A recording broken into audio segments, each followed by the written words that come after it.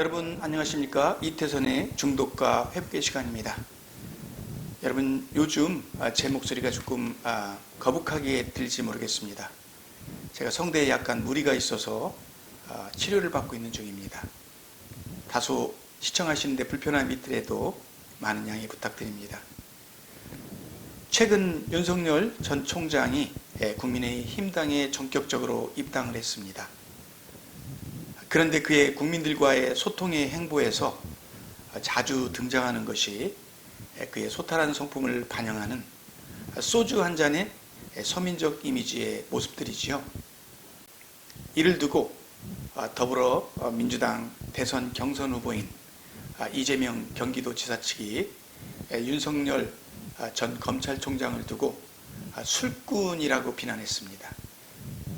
그의 뉘앙스에는 아마도 윤석열 후보가 술을 너무 좋아하는 그런 문제가 있는 것 같다라는 공격이겠지요.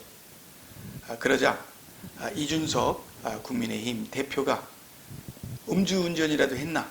라고 맞받아쳤습니다. 과거 이 지사의 음주운전 전력을 꼬집은 것으로 보입니다. 오늘 저는 유력한 대선 후보인 윤석열 후보에게 흠집을 내려 하는 것이 아니라 제가 오늘 준비한 주제, 즉 음주자의 술 문제는 어떤 것일까라는 내용을 설명하기 위해서 지금 한국의 유권자들 사이에서 1, 2위의 그 각축전을 벌이고 있는 두 유력한 대선 주자들의 행보를 예를 들어 말씀드리려고 하는 것입니다. 결론적으로 말씀드리고 싶은 제 견해는 사람이 술에 문제가 있다, 없다의 진단을 그 사람이 술을 좋아한다 또는 주량이 높다, 낮다로 단순히 판단할 수 있는 것은 아니라는 얘기입니다. 사실 우리 사회가 도대체 술 문제는 어떻게 알 수 있고 또 음주자의 술 문제로 인해서 고통받고 있는 가족들의 입장에서도 이를 어떻게 해결해야 할지 참 난감한 문제입니다.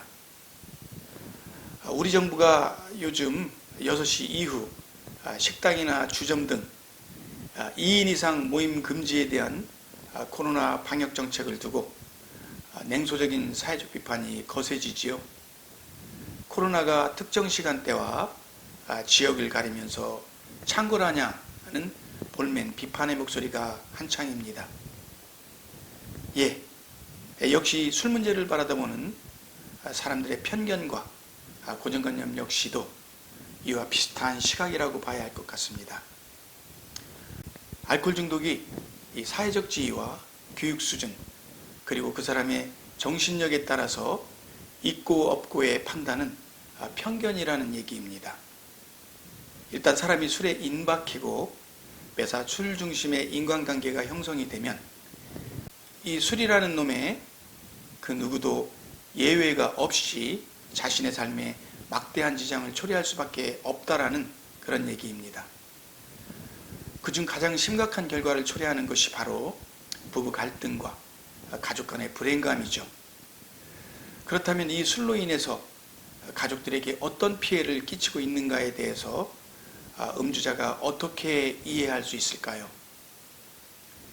어떤 때 음주자는 자신과 자신의 가족을 위해서 자신의 음주 패턴에 대해서 진지하게 상담과 조언을 받는 것이 좋을까요? 그것은 바로 배우자나 가족들로부터 자신의 잦은 음주와 실수의 번복 등에 대한 염려와 불평이 증가하고 심적인 갈등으로 인해서 부부간의 불협화음과 결혼 생활에 불행감이 젖어들 때가 아닐까 생각합니다. 그러니까 음주로 인해서 가정 내 불안감이 조성되고 신뢰감이 점점 없어져가는 정도가 만성화되기 시작할 때가 음주자의 알코올 의존성이 심화되고 있다고 판단할 수 있습니다. 그러나 이때 음주자가 대표적으로 내세우는 것이 바로 일상의 긴장을 풀기 위해서라고 말들 합니다.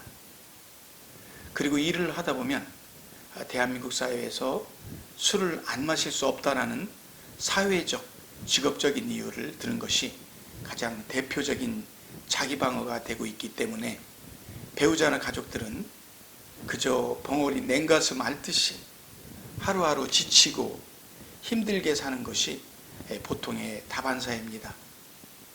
얼핏 들어서는 보통의 음주자들과 별반 차이가 없는 나름의 음주의 동기를 말하고 있기 때문에 배우자는 대한민국에 살고 있는 한 그저 체념하고 견디며 살 수밖에 없는 그런 현실인 거지요. 그리고 사실은 음주자 자신이 정확히 술을 얼마나 많이 마시고 있고 자신의 음주가 가족들을 얼마나 힘들게 하는 것인지 객관적인 시각으로 바라다 볼 수 없는 자기 중심적 심리가 자리하고 있는 딜레마에 빠져 있기도 한 것이지요. 그저 좋아서 마실 뿐 가족들이 말하는 것처럼 그리 많이 마시지는 않는다고 믿는 편입니다. 의존성이 만드는 심리적 자기 방어 기제가 작동하는 것입니다. 어떠한 중독이든지 사람에게는 자신이 보통 사람들보다 더 정도가 심하다고 하는 것을 듣는 것을 싫어하는 심리를 갖게 되는 것입니다. 그것이 자신의 일상생활에 피해를 끼치지 않는다고 방어하고 싶은 것입니다.